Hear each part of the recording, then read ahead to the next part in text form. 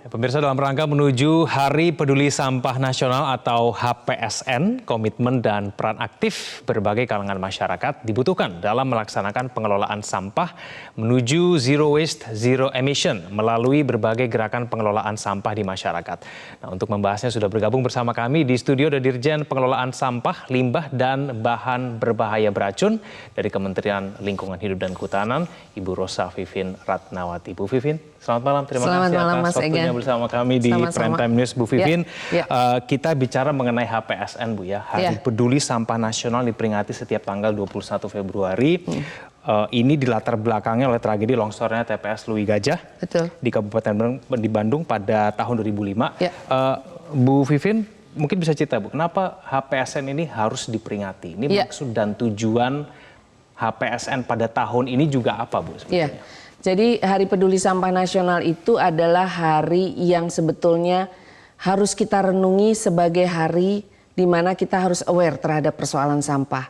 Tadi Mas Egan udah bilang bahwa HPSN itu pada tanggal 21 Februari 2005 TPA Lui Gajah itu longsor dan mengakibatkan 155 orang meninggal karena tertimpa sampah. Dan oleh karena itu dari situ momen untuk kemudian kita mempunyai regulasi tersendiri untuk sampah. Kita punya Undang-Undang Sampah, Undang-Undang 18 tahun 2008 kemudian dibuat dan merubah paradigma sampah dari kumpul angkut buang menjadi paradigma sampah menghasilkan sesuatu yang bernilai ekonomi. Dan paradigma itu berubah dari yang kumpul angkut buang, bernilai ekonomi, kemudian ada 3R, reduce, reuse, recycle, ternyata nggak cukup, circular economy, di mana sampah itu kemudian menjadi sesuatu yang bisa mendatangkan ekonomi, circular economy, berputar, tidak ada sampah yang terbuang. Sekarang kita punya namanya zero waste, zero emission, di mana sampah memberikan kontribusi yang cukup signifikan untuk penurunan emisi gas rumah kaca. Dan tujuannya adalah sekali lagi merenungkan bahwa persoalan sampah itu besar. Kedua adalah memperkuat komitmen baik dari pemerintah daerah, pemerintah maupun juga dunia usaha dan masyarakat untuk mengelola sampah dengan baik. Dan sekarang HPSN dengan judul Tuntas Kelola Sampah untuk Kesejahteraan Masyarakat, kita harapkan dengan sampah tuntas kita kelola, tapi rakyatnya juga bisa menjadi sejahtera. Masyarakat masih belum banyak yang sadar tuh, Bu, mengenai pengelolaan sampah. Tapi kita bicara dulu mengenai tema HPSN pada tahun ini ya. Tuntas kelola sampah untuk kesejahteraan masyarakat. Nah, ini makna pemilihan tema ini apa nih? Jadi memang waktu kita berpikir betul, pakai bahasa yang mudah ya untuk tema. Akhirnya keluar tuntas kelola sampah karena memang yang sekarang momentumnya adalah kita mau sampah itu juga untuk memberikan kontribusi untuk penurunan emisi gas rumah kaca seperti yang saya sampaikan. Berarti sampah itu harus tuntas karena untuk menurunkan emisi gas rumah kaca dari sektor sampah berarti kita tidak membuang sampah ke TPA. Nggak ke TPA ya? Nggak ke TPA. Terus gimana kalau nggak sampah dibuang ke TPA? Ya sampahnya harus kita kelola, harus kita buat untuk misalnya bahan baku daur ulang, kita buat untuk waste to energy, untuk listrik, untuk misalnya briket sampah pengganti batu bara, dan masih banyak lagi, atau pupuk untuk yang organik, atau maggot, pakan ikan, pakan ternak, dan sebagainya. Dan hal itu sudah ada contoh, saya sebut saja seperti Kabupaten Banyumas. Mereka mengklaim bahwa 6% saja sampah mereka dibuang ke TPA. Karena yang lain mereka sudah kelola, bahkan dengan kelompok swadaya masyarakat. Dan kelompok swadaya masyarakat di situ hidup dan bisa mempunyai pendapatan secara ekonomi yang baik untuk itu. Jadi kesejahteraan masyarakat pun kita harapkan juga bisa meningkat. Kegiatan nanti yang di peringatan HPSN 2023 itu apa aja, Bu, nanti isinya? Yang kita agak besar itu adalah ada yang namanya jelajah bersih negeri. Jadi ada pesepeda memang 6 orang yang berangkat dari Bali dan Pasar itu tanggal 8 Februari dan hari ini sudah masuk Jakarta. Dan mereka berhenti, ada tim jalur utara, ada jalur selatan dari Bali itu. Nah, Di sana mereka berhenti di tempat-tempat yang memang menjadi pusat atau center untuk pengolahan sampah. Ada yang RDF, refuse derived fuel, ada yang kemudian pusat daur ulang, ada bank sampah dan sebagainya. Di situ pun mereka juga berinteraksi dengan kepala daerah, dengan para bupati wali kota. Saya kebetulan hadir di Indramayu dengan Bupati Indramayu untuk yang jalur utara, dan jalur selatan saya dengan Bupati Banyumas dan juga kawan-kawan saya yang lain dari KLHK. Dan di situ kita menggaungkan itu semua bahwa sampah itu sebetulnya bisa diolah dan bisa mendatangkan atau menjadi sumber ekonomi. Dan ujungnya adalah kita harus punya ujung, yaitu menurunkan emisi gas rumah kaca tadi. Oke, baik. Tapi kalau berbicara mengenai, kita juga harus berbicara mengenai pengelolaan sampah dari sumbernya nih Bu ya. Iya. Ini memilah sampah. Nah ini mungkin masih banyak yang belum tahu. Nah kita akan bahas itu usai jeda Bu. Pemirsa jangan kemana-mana, kami akan kembali. Didukung oleh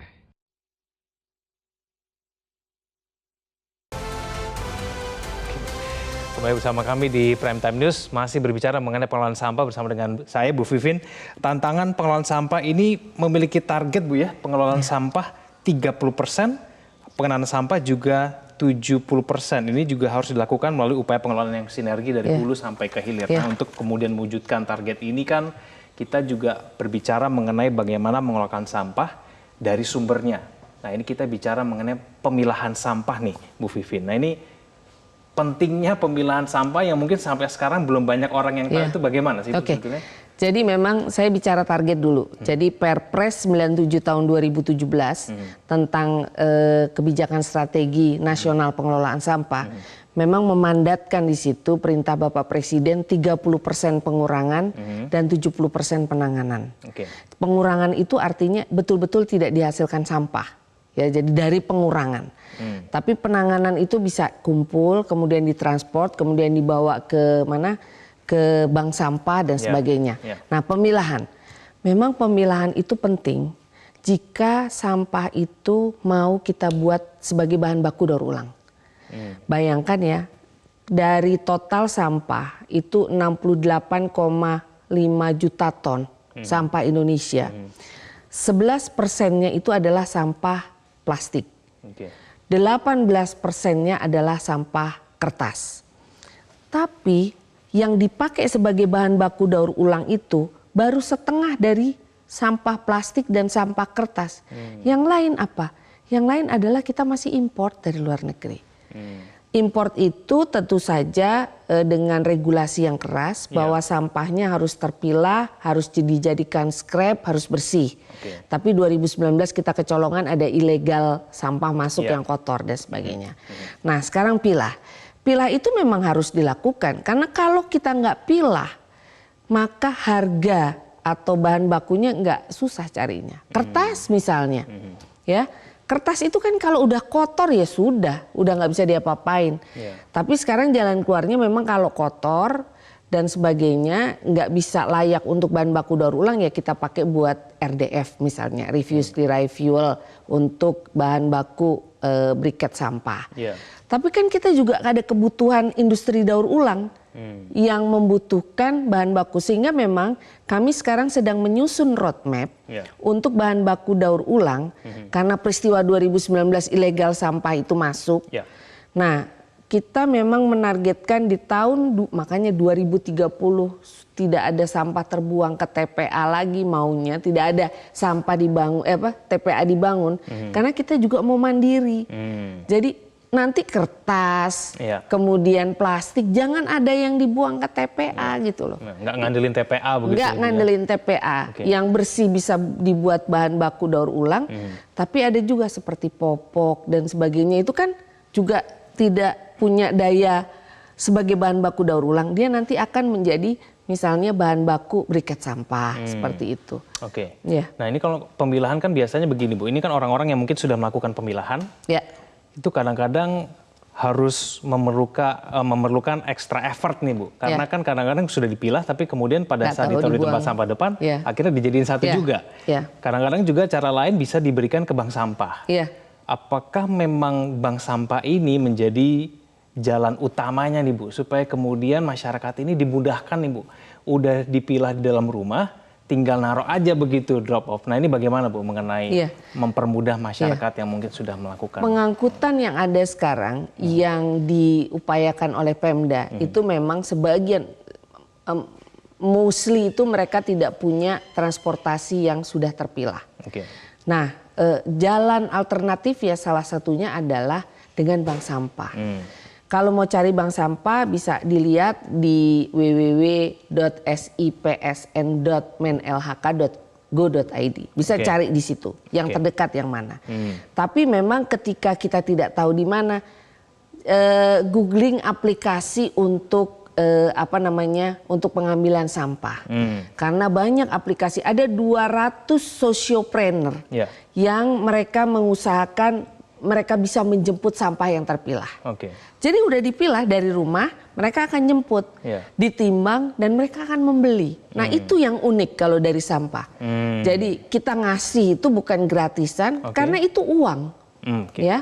Jadi kita kasih pun misalnya ke mana ke sociopreneurship yang mengundang, itu pun juga akan dibeli oleh mereka. Jadi banyak cara. Banyak cara ya. Oke, baik, kita akan berbicara lebih lanjut nih Bu, bagaimana kemudian ternyata sampah itu bisa mendatangkan nilai ekonomi yang tinggi. Kita akan bahas itu saja. Pemirsa jangan kemana-mana, kami akan kembali.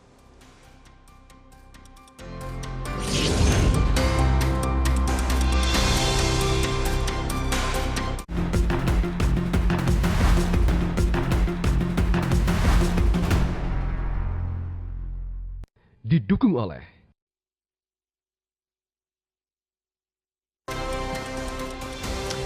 Kembali bersama kami di Prime Time News. Bu Vivin, kalau kita bicara mengenai timbulan sampah, kita kan juga harus berbicara mengenai produsen ya, ataupun pelaku usaha. Tidak hanya kemudian masyarakat penggunanya juga, tapi kemudian produsennya. Ini strategi dari KLHK sendiri untuk kemudian menegaskan kali ya peran meningkatkan kesadaran dari pelaku usaha seperti apa Bu? Jadi ketika kita bicara produsen dalam pengelolaan sampah itu ada 3 jenis. Yang pertama adalah manufaktur, yang kedua adalah retail, yang ketiga adalah usaha makanan dan minuman. Itu seperti hotel, restoran, ya, food beverages lah. Nah, sekarang gimana caranya? Kami mengeluarkan peraturan Menteri LHK nomor 75 tahun 2019 tentang peta jalan pengurangan sampah bagi produsen. Apa yang kita minta pada mereka? Mereka membuat perencanaan selama 10 tahun bagaimana mengurangi sampah. Dengan cara apa? Yang pertama, mereka harus meredesain kemasan. Menjadi kemasan yang recyclable, yang bisa didaur ulang. Ya. Yang sekarang belum nih Bu ya? Banyak yang belum. Banyak yang belum. Iya, banyak yang belum. Yang kedua, mereka juga harus menarik kembali sampah-sampah kemasan itu. Jadi kita punya kalau di prinsip pengelolaan sampah tuh namanya EPR, Extended Producer Responsibility. Jadi tanggung jawab yang lebih. Ya, dia harus tanggung jawab juga sama sampahnya. Nah, dia harus punya peta jalan 10 tahun. Jadi misalnya dia baru bisa tutupnya aja diganti dengan yang recyclable, misalnya seperti itu, atau botolnya diembos, atau kemudian yang semula kayak di kafe-kafe itu kan ada yang semula minumannya pakai plastik, sekarang menjadi kertas, misalnya seperti itu. Nah, kami dalam hal ini bekerja sama dengan asosiasi, jadi dengan Kadin, dengan asosiasi makanan dan minuman, asosiasi kosmetik, alat kecantikan dan sebagainya. Dan kami sedang membangun sekarang bagaimana caranya jika ada produsen yang mampu 100% melakukan itu akan diberikan insentif ya, keringanan pajak atau apa, walaupun itu tidak mudah. Kami harus bicara dengan Kementerian Keuangan, tapi kami sedang menjalani hal itu. Dan banyaklah produsen yang memang juga tertarik untuk menjalani itu karena mereka pun juga untuk pemasaran mereka, marketing mereka, kalau mereka environmentally friendly kan akan menjadi jauh lebih baik. Mungkin orang juga akan tertarik juga Bu ya dengan produk-produk yang lebih ramah lingkungan ketika dijual. Bahkan juga ada toko-toko yang bulky store, misalnya kita bawa sendiri botol untuk beli minyak goreng misalnya. Jadi nggak beli minyak goreng yang udah botolan. Itu ada tuh shampoo. Refill gitu ya? Iya, refill. Kita bawa ini kita apa namanya alat-alat kita, ada botol kah, tempat kue kah, atau misalnya beli apa makanan-makanan yang biasanya di plastik atau apa kita bawa tempat kue gitu. Itu jadi contoh. Ya, semoga itu kemudian diikuti oleh semua perusahaan kemudian yang ada di sini ya. Bu, ini terakhir nih, Bu. Dalam rangkaian peringatan Hari Peduli Sampah Nasional atau HPSN tanggal 26 Februari nanti akan diselenggarakan Kompos Day. Nah, ini bisa dijelaskan enggak nih, Bu? Ini Kompos Day itu apa, gerakan seperti apa, dan ini melibatkan siapa saja nih? Jadi Kompos Day atau Kompos Sejuta Negeri, kita mau mengajak seluruh Indonesia untuk melakukan pengomposan pada tanggal 26 Februari 2023 bersama Ibu Menteri LHK di situ. Jadi kita akan mengolah sampah organik rumah tangga secara serentak. Nanti akan dipusatkan di lapangan Banteng di Jakarta, tapi kami akan mengajak Pemda, komunitas dan semua untuk melakukan kompos. Kenapa? Karena kalau dilihat dari data statistik kan sampah Indonesia itu kan 68,5 juta ton. Nah, 41%-nya itu sampah ternyata organik. Dan sampah makanan itu, sampah organik itu 38%-nya berasal dari rumah tangga. Nah, setara berapa itu? Setara 10 juta ton kurang lebih.